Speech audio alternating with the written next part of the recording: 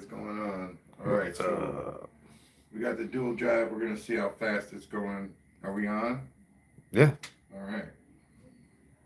We're just starting the live. Thank you for joining us. Awesome. I couldn't tell. My bad. I mean, I saw the hand thing, but Yeah, I went 3, 2, 1. Load, load, load it, load it. And then you looked away, and then I went, good. that's my fault. All right. So we got the dual drive, and I was thinking about a couple things. One of them being maybe doing an SSG oscillator with the dual drive coil, hooking an SSG up to each drive and getting them both to oscillate at the same time. Seeing about that. Don't know if it'll happen or if it can happen. We're gonna get some tack readings on our wheel here with the lights as loads, and then we're also gonna hook up the batteries for charging. So describe the wheel and the batteries. The wheel is a 9-magnet rotor. The magnets inside of here are 40 millimeters by 20 millimeter cylinders. They're very powerful. M52 neodymium. I believe it's a 10-inch rotor. I made it on one of my older printers that have 15-inch bases. So this one's a little bigger. The space in between each magnet is exactly big enough for another magnet to fit. So that's the spacing. It's like very precise. Boss man's in the house. Boss. Hey boss, how's it going? All right, so we got we're primed. We're ready to go. Power's on. We just need to start it up. And what was the other question that you asked? About the wheel and The batteries. the batteries. 20 amp hour batteries, and we're going to be charging both of them at the same time after we run our speed tests. And we'll get some speed tests with that too, but I know it's going to be slower because the load is different. But here we go. I'll show you where the loads are as we go here. Alright, so we got the one light over there and this light, and they're basically equal output. This one is a little brighter for some reason, I don't know why. Because the amp draw and voltage draw are the same on both circuits. Thank you for the likes. All right, let's get that reading.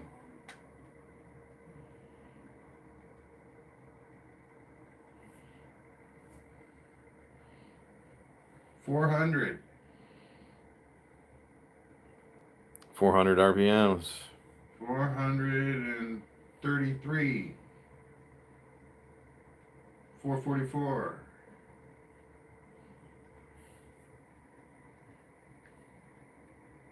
So we're consistently continuing to increase the RPMs here. And you saw it kick and like turn it off, turn back on, right? Mm-hmm. Now the amp draw is even lower. I'm gonna get one more reading here. And what's the voltages in the amp draw? Sorry, so we have 12.5 coming out of both systems and 200 milliamps now. Maybe up to 2.5 or 250, I'm sorry, is the highest. That's awesome. But as you can see, the output is less.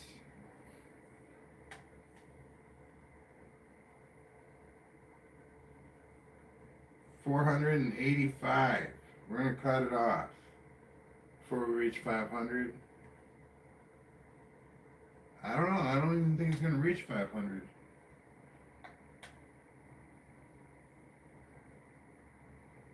If I'm putting it at the right spot, 486, 488, 486, 484. And what was the main goal of this one? This is a speed test. Okay, 484. All right, let's bring in Grok and ask some questions here. Okay. So we're using Sure. Fire away. What's on your mind? Grok AI. Yep, that's me, Grok. What's up? Ready to dive into your questions. Can you give us a summary of what we just went through since starting the live stream and what we're planning on doing? All right, let's recap. Since you kicked off the live stream, you've been diving into your project with a 9S 9-magnet rotor, 40 by 20 millimeter cylindrical magnets, and a 52-tooth aluminum setup on a 10-inch rotor.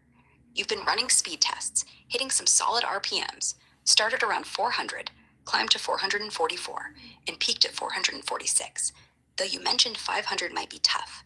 You're working with two 20 amp hour batteries, charging simultaneously, and you've got two lights with equal voltage draw, the one's mysteriously brighter. You also noted a lower power draw at higher RPMs, with readings around 12.5 volts and 200 to 250 milliamps, but the output's dipping a bit. What's next? You're focused on more speed tests, tweaking the setup to see how far you can push the RPMs, and maybe sorting out that output drop. Sounds like you're also eyeing the load and coil setup to optimize performance. Anything else you're planning to tackle? This is a wild ride. Awesome, Grok. Thank you.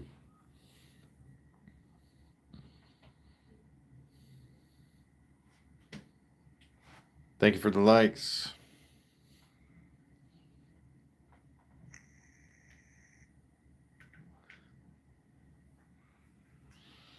All right, we're hooking up the batteries now. We're going to charge the battery.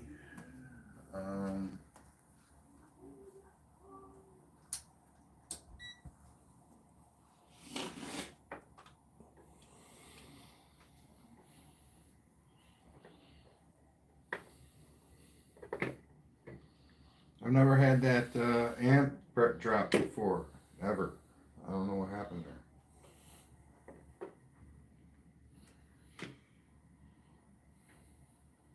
Have it drop to 200 like that.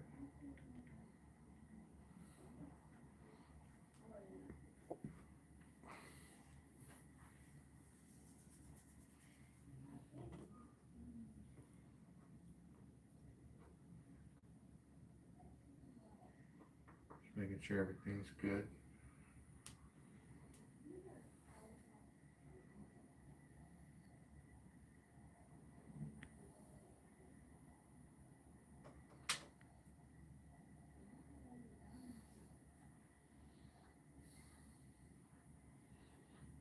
Hey everybody, welcome to the channel. Thanks for dropping in. Hello, hello. Like and subscribe. Let us know if you have any questions. All right, so here we're already engaged. We are going to take off from right here, and I want to have the tach meter ready, and we want to turn on this multimeter over here. It's already on. Sweet. Are you creating energy from Tyler? Oh, I don't know about that.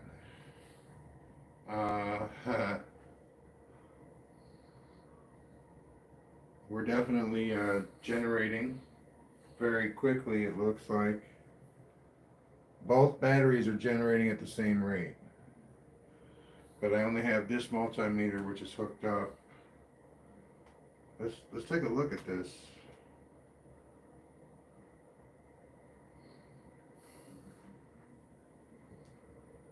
Thank you for the like.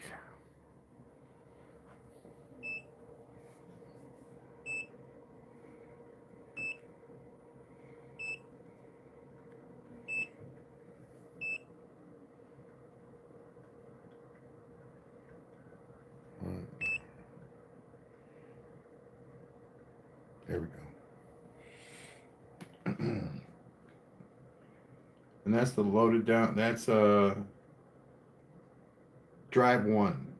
That's what we're going to call that. We're going to call that drive 1.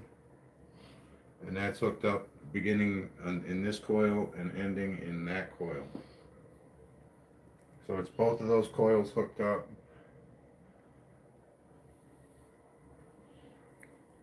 Tell me about the coils. All right, so we have one coil here. It's a dual coil. It's got two 20 gauge strands and two 32 gauge strands. You can literally hook two transistors up to it separately and have them both function without each other's help. So I can run them one at a time, or I can run them at the same time, and you get a different result running them at the same time.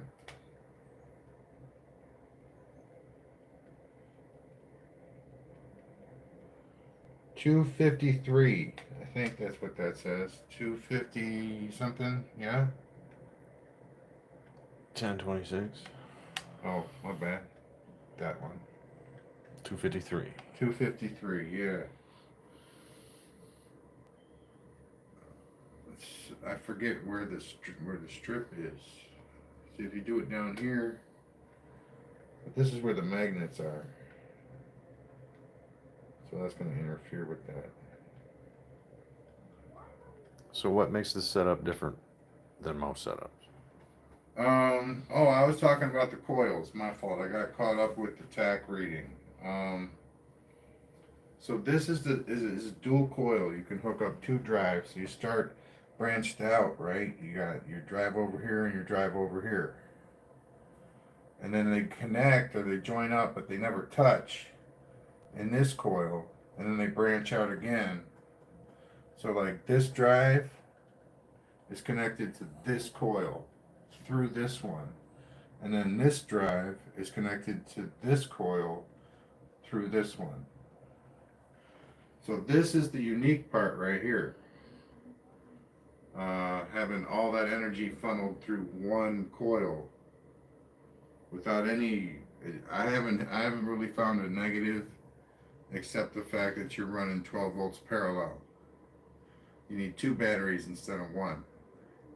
It's the only drawback that I see. But you know, I'm charging two batteries. It's not, I wouldn't say it's Bedini. It is inspired by Bedini, but it is not Bedini. There's no resistance in this whatsoever. The only resistance is the resistance in the coils and the trigger strands. All right, let's take a quick second and go here. All right, so the only resistance is from the coil and the trigger strand. Pretty clean setup. What are we checking next while we take this quick pause? Can you update us on everything said since the last time I had you update us, and then give us your points of view on where we should head next?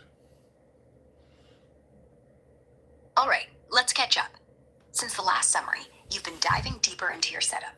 You mentioned the unexpected amp drop to 200 milliamps, which was a first for you, and we're still puzzling over that.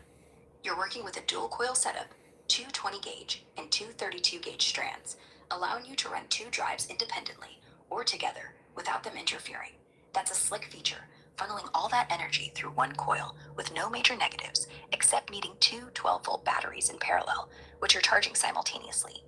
You hit 253 milliamps at one point, and there's no extra resistance beyond the coil and trigger strand. You also clarified the magnet placement and how the drives connect without touching, which keeps things efficient. Oh, and you're still hyped about the live stream, shouting out to viewers and appreciating the likes. As for where to head next, here's my take. First, that amp drop to 200 milliamps is worth investigating. Check for loose connections, battery inconsistencies, or maybe coil behavior at high RPMs. Run a quick test isolating each coil to see if one's acting funky.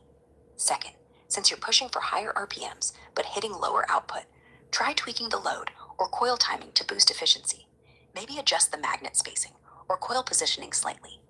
Finally, keep an eye on those batteries. Charging 2 at once is great, but make sure they're balanced to avoid any power hiccups. Maybe log some precise voltage and amp readings over a few runs to spot trends. What do you think? Ready? Yeah, I think that's a good idea. We could adjust the coil position on slightly. It's pretty much 120 though. It doesn't have to be 120. It's a 9 magnet rotor. It can be anything on any 40-degree spoke of the wheel here. So at any 40-degree position, it can be in. Welcome in, Yanni. Thanks for that. Thank you, Yanni. Welcome in, everybody. Like and subscribe. Let us know if you have any comments. We go live a few times a week. So it's literally going half the speed that it was going with the lights hooked up. 250 RPMs, a meager 250 RPMs. What's this say? 12.25 volts, and it was at 12.23 about 10 minutes ago. Okay, so it's starting to slow down a little bit. Thank you for the likes, everybody. Appreciate it. Let me think here. Welcome in, Shock. I'm gonna take the tack and I'm gonna put it on this battery. And we're gonna see.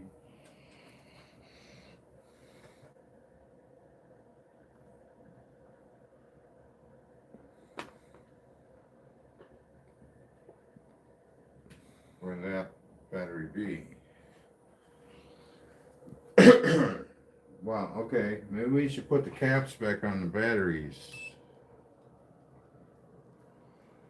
12.38 for one battery, and 12.25 for the other. So this one was higher when we started. That's what that means. Okay. And it won't be like a countdown, 3, 2, 1, and they're both going to change at the same time. That's not what I mean. I mean the rate of the charge is the same, because the rate of the power going into the system is the same for both circuits. See, now that's 39 and that's 26. So it is kind of like exactly the same time. That's pretty cool.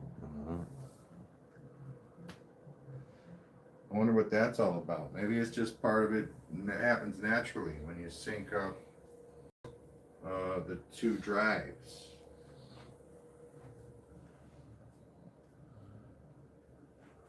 Wow, that's so cool. That might just be a natural occurrence that I find to be fascinating. Welcome to the channel, everybody. This is Papa Bale's Pulse Motors. We are working with this split dual drive setup today. 252, 253. Let us know if you have any questions. Like and subscribe for more content.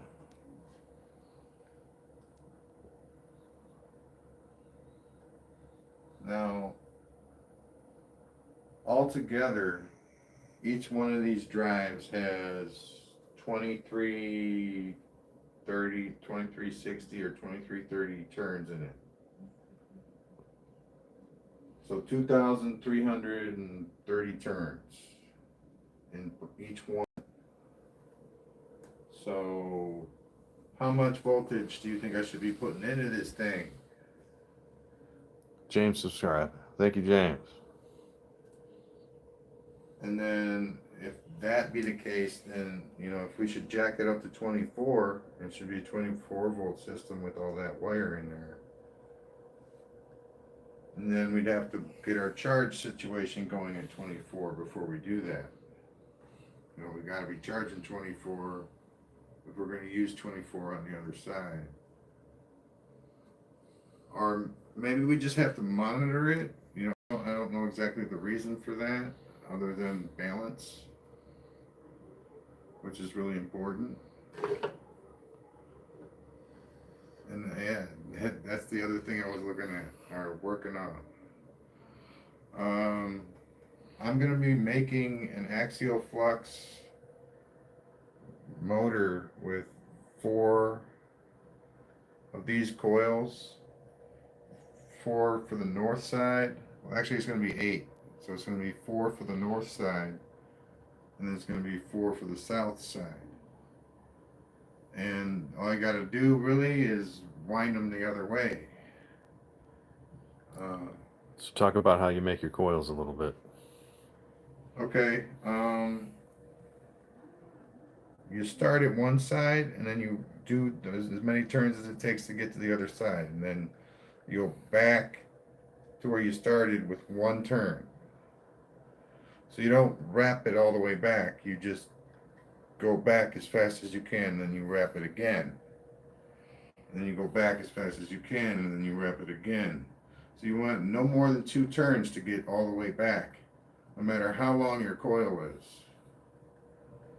You get what I'm saying? So it's polarized that way. To the north or the south, and it's like all the wrapping is reinforced. The north and south position. So it's more of a magnet than, it's hard to describe it because I don't know what actually happens inside the winding other than now that you if you put 2 north magnets together side by side facing up, that force is going to be what would I say, stronger. So if you have all the north oriented wraps stacked on top of each other, then that's going to be a very more pronounced coil in that direction. That's the whole purpose.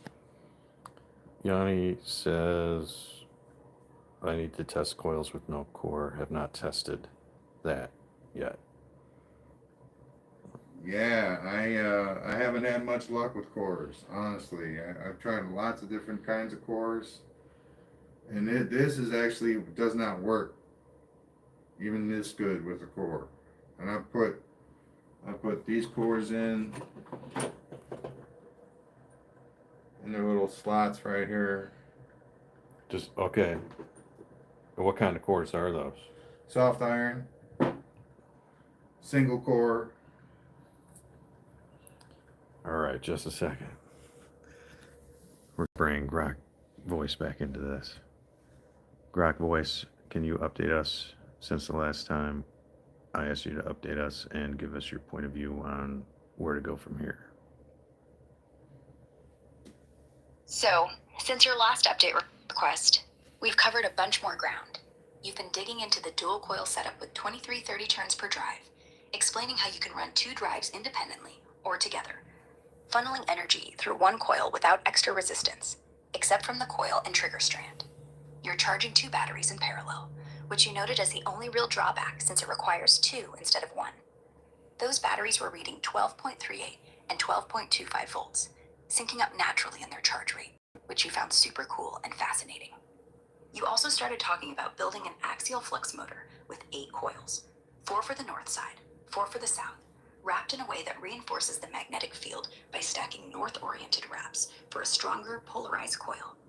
You mentioned struggling with cores, saying they don't work as well as your coreless design, and you're using a bucket design with slots instead. You also considered bumping the system to a 24-volt setup to match the coil turns, but need to sort out charging at 24 volts first. RPMs were at a modest 250, with voltages around 12.23 to 12.25, and you noticed a slight slowdown. As for where to go from here, I think you've got a few exciting paths. First, since you're jazzed about that natural battery sync, keep monitoring those voltages and amps during tests to confirm they stay balanced. Maybe log the data over a few runs to see if that sync holds or if it's a fluke. Second, with the axial flux motor plan, focus on finalizing how you'll wind those 8 coils to maximize that polarized field. Maybe do a test coil with a small batch to check the north-south reinforcement before going all in.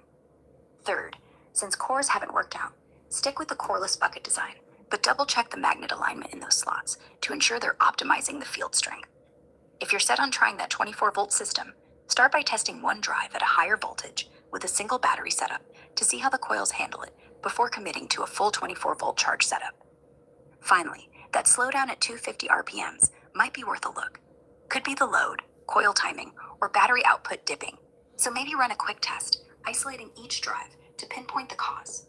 What do you think? Want to dive into the coil winding for the axial motor, or chase down that RPM dip first? This project... Thank Oh, you. That was awesome, Brad. I think this side is charging a little faster than the other side, but I think it's pretty close. That's why I said it's a fluke, because I thought they were synced up, but they're pretty close. And I didn't think they were synced up to begin with, so, you know, I think that's good. What's going on over here is good. And the other one too. I mean, they're both good numbers. They're both going up. If it is, you know, like favoring one side than the other, I want to know why that's happening. And it's probably the battery itself and its ability to charge. This one's probably more chargeable than that one. I don't know what that means, but seems like it could be a thing right here. Something might have damaged that one, or it might not have been as good to begin with, or, you know, kind of like how you got to match transistors, you got to match batteries too. Hey everybody, welcome to the channel. Thanks for dropping in. This is Papa Bale. What's up? We're working with a split dual drive pulse motor system today. Please like and subscribe. Let us know if you have any questions.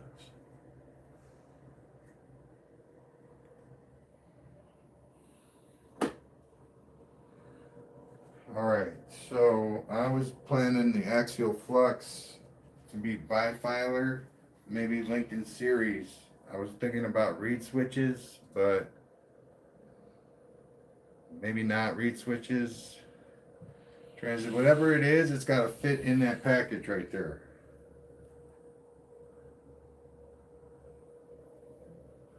Okay, it's got to fit inside there, and it's got to have room, and it's got to be good. I could probably fit a transistor in there and hook it up, but, you know, it's got to fit in there. That's why the coil is so small, because it's got to fit in there.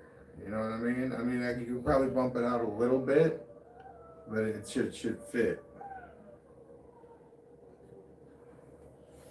So it should be, in my opinion, 100 turns of a 32 gauge trigger strand.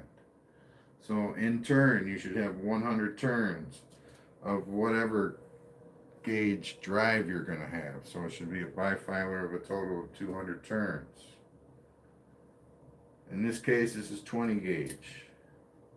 I don't know if I'm going to do 20 gauge. I got to be able to make 8 coils, so that's 800 turns.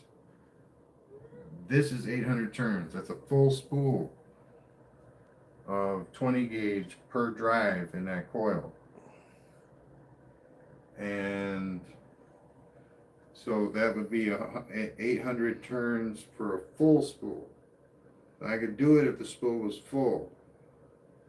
So right now I actually have to buy more wire, so I might change the gauge and not do 20 gauge. Okay. Since I have to get more wire to do it. So maybe 24 gauge and 32 gauge. What do you guys think, everybody watching? And thank you for the likes. So close to 10. Let's do it. Thank you. All right. So that's what I think. I think we either we go 24 or we stick with the 20. Maybe do 22.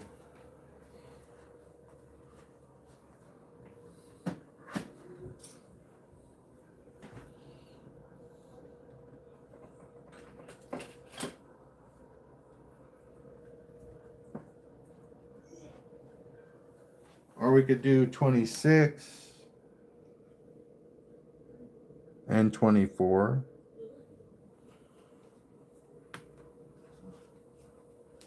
But that would be two spools that I'd have to buy, because I don't have enough 26 to really do anything with. But I like 26 as a trigger. especially with the Neos. It's really good.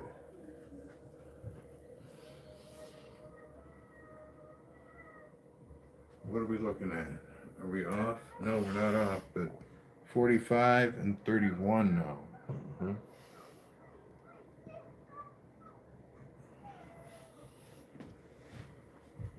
So, I mean, for it to be absolutely synced, you'd have to have both transistors match and both batteries have like no problems with them match up.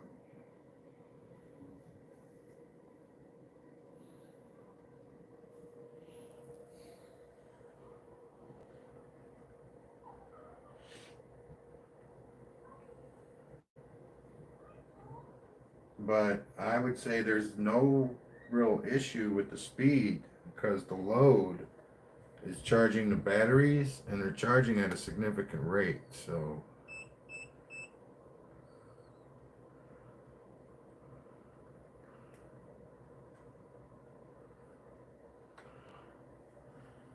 I don't know. It says it's going like 700 now.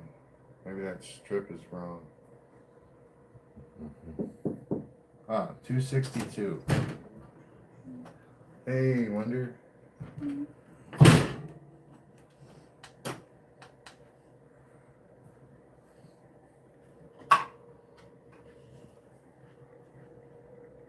$262. So it's picking up a little bit of speed, actually. That's good. It was going really slow.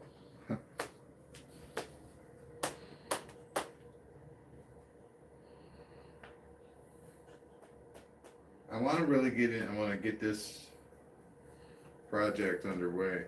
I think that's going to be really cool.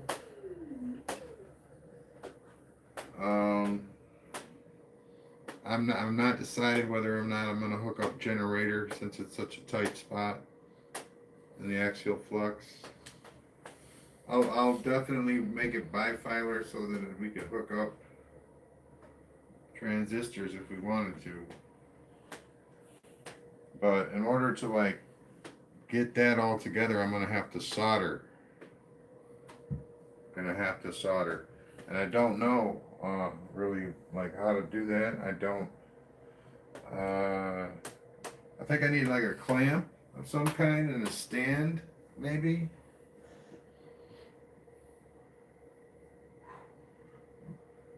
Yeah, I need more accessories before I can even start because I shake a lot and doing it just naked isn't gonna happen.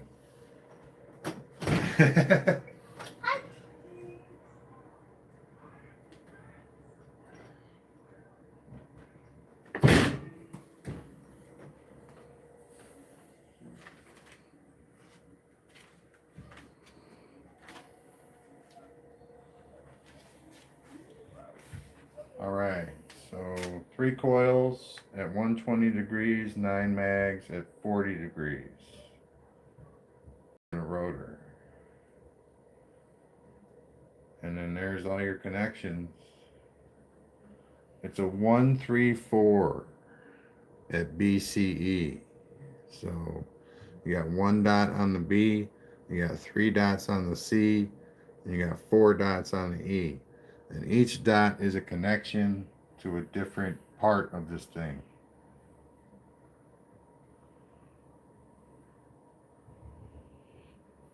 Okay? Mm-hmm. And this side's always harder to read than this side because the BCE and the BCE, it comes from the center. Or, you know, it's like, it's a mirror image of itself, basically. Except, like when you have the B over here, it's just, this looks different, but it's not. If you understand. Because of the way that you got to draw it. Because of the way you connect the dots. You're going to bump into different lines in different places for each side because of where the B, the C, and the E are. Now, if I flipped it upside down and went ECB and said that it was upside down, but it would just make it more confusing. It would look neater, but it would just be confusing as hell. So, you know, I'm right here, you can kind of barely see, but they're not touching. They're not touching. So this goes up like this. And this one goes like this. See? It's not the best drawing in the world, but the lines are straight.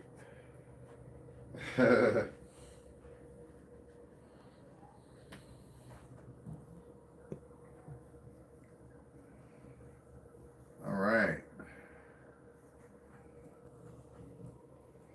So I want to hook up the solid state device to this wheel. And it's right there, so it won't be too difficult. All right, I'll get a quick update while you're getting that started. All right. Grok, you want to give us an update on what we've been talking about? And then let us know if we've missed anything or got anything wrong.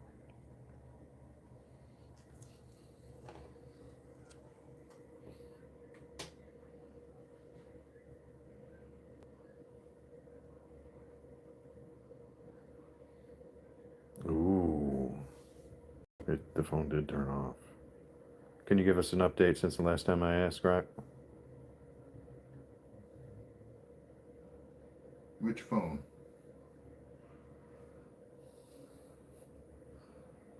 Okay.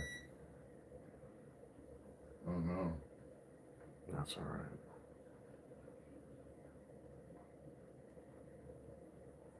Grok, can you give us an update since the last time I asked? Since the last time you asked, not much has changed on X. The top trends are still buzzing. Nope. We're gonna. It's all good. Mhm.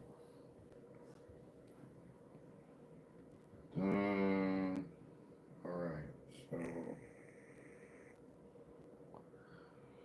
make sure this is all good.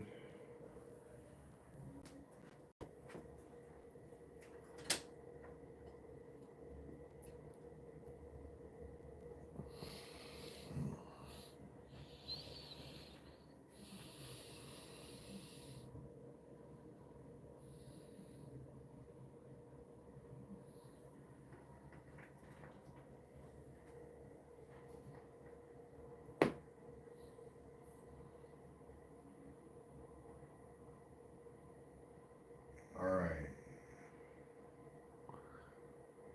So I want to take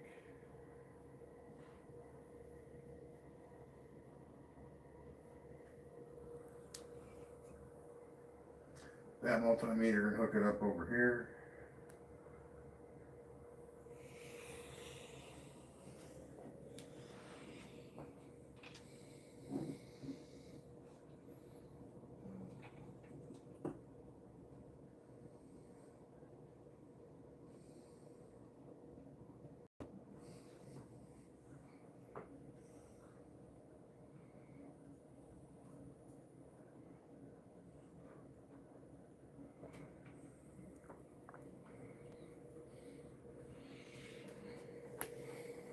All right. So we just want to get reading on the coil. We don't want to look down.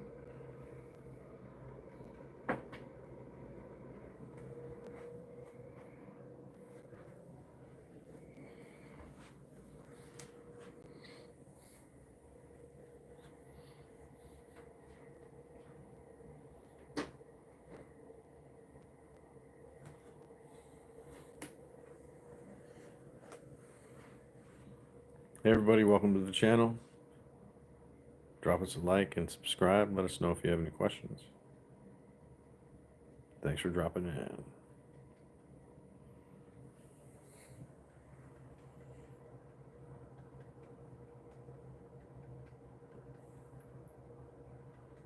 You know, that is a very small. I could use it, but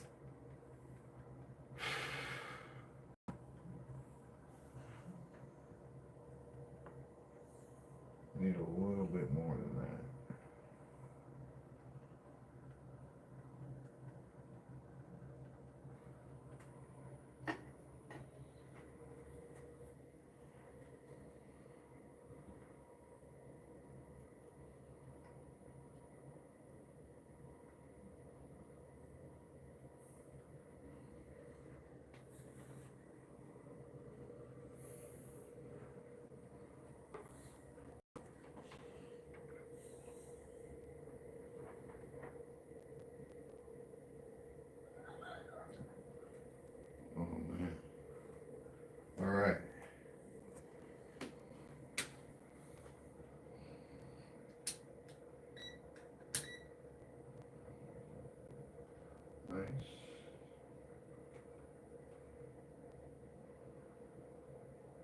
Thank you for the like. Appreciate it. Awesome. All right. Now go to here. So we're getting 30 volts off of the wheel.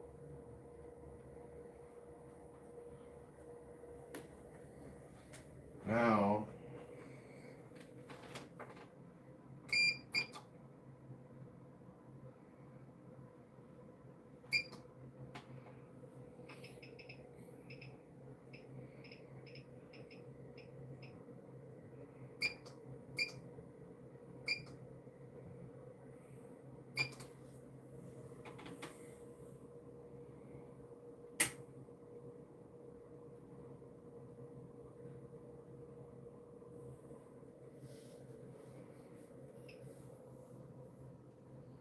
$31, $32, $71. that's 200 hertz. There's 300, 67, 400. Now, 120,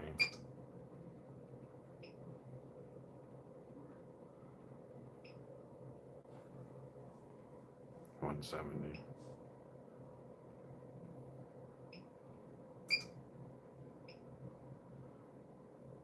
175, 180,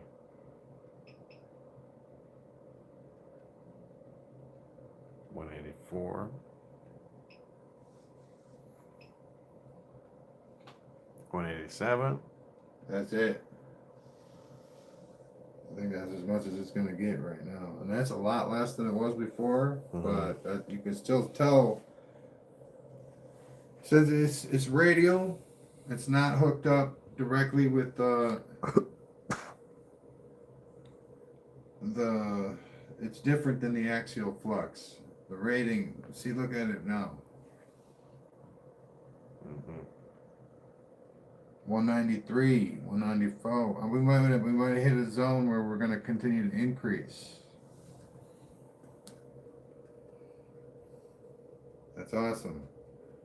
All right, but and then here, watch when I turn it off. Signal generator, which is this little white coil in the back, little Litz wire coil. Boom. But 28, yep, 30. You still got 30, but you know.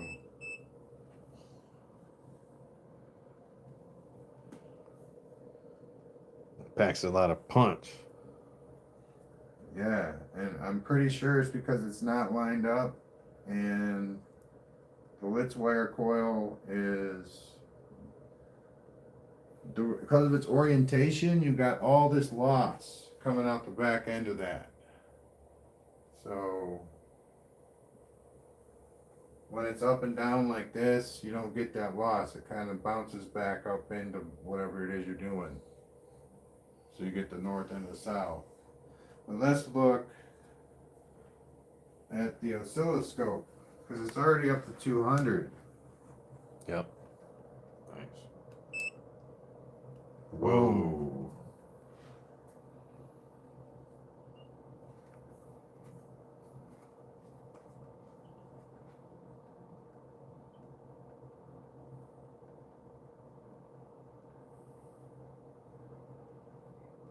Hey everybody, welcome to the channel. Drop us a like, subscribe, let us know if you have any questions.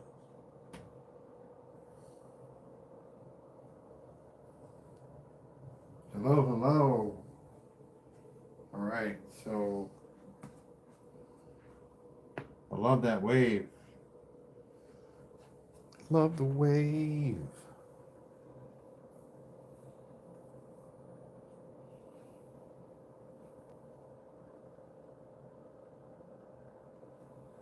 Let me see if I move it in closer, if it'll change it at all.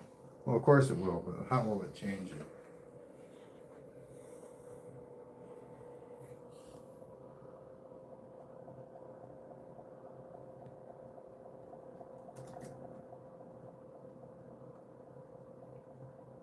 Looks like it got tighter.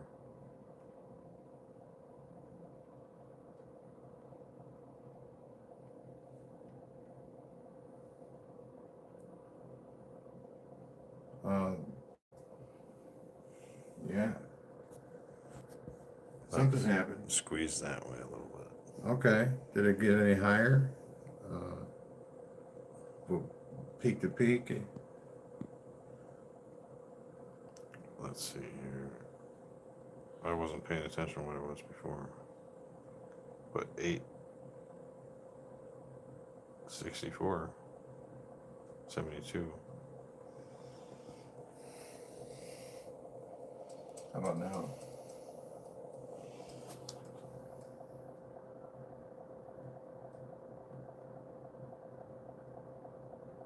$872. No change? No change. All right. How about if I back it out some? It loosened up a little bit. It looks like it loosened up a little bit.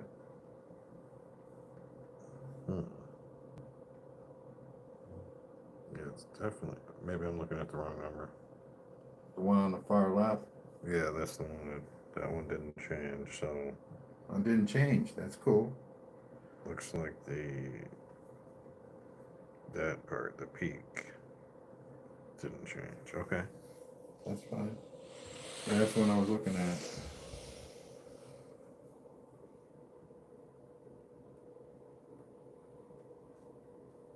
All right, yeah, that's sweet.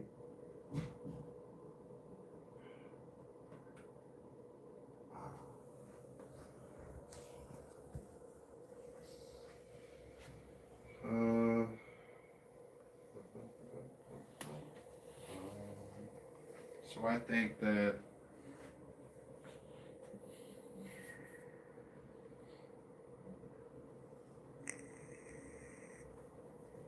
there should be a way to trigger oscillation without messing with a pot. There should be a way to do it without a pot. That's just what I think. I mean, there's some things that people, I don't know, don't enjoy.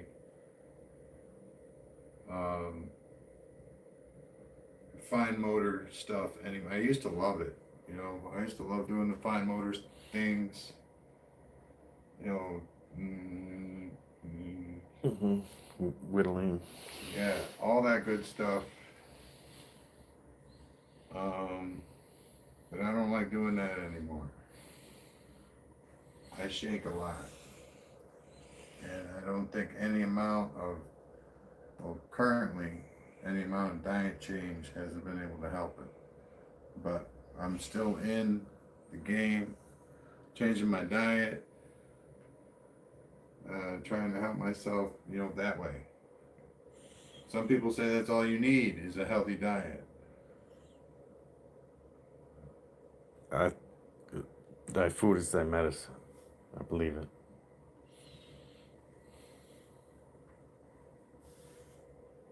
Yeah, so. Welcome in, everybody. Thanks for dropping by. This is Papa Bale.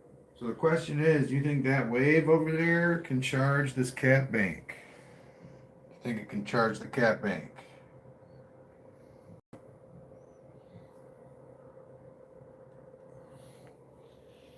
Again, I'll answer your question for you. The answer is yes. Yes. Yes. Well, blam. Yanni said for sure.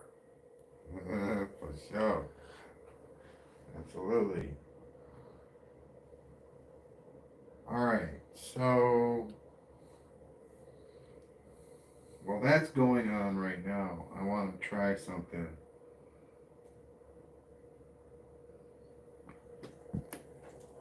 I want to. Oh, shit.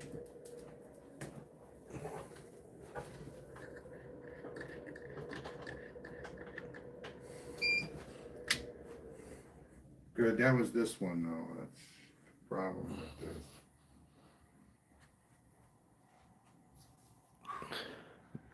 Windows. That's the second time that's happened on that one, and that's the signal generator. Because we're using that power supply. If you get on that power supply right there, bro, and show how different it is.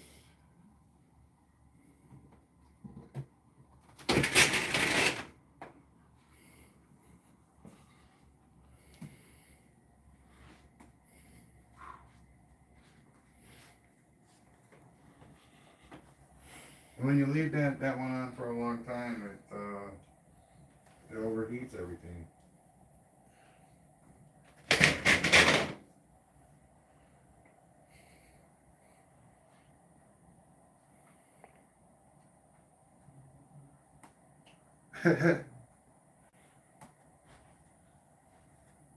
Good looking out though.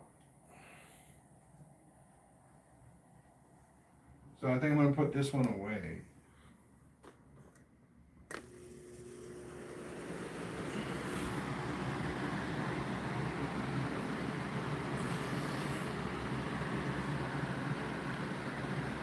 It's that Let's Wire coil, man. Yeah. Woo!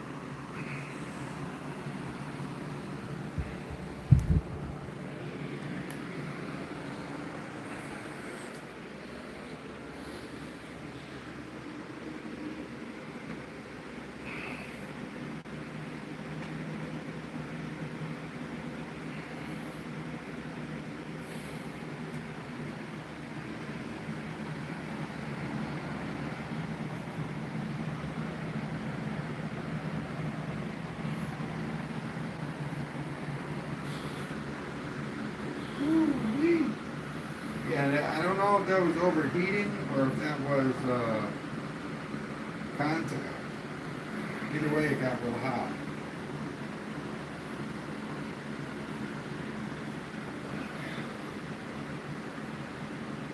Man. All right.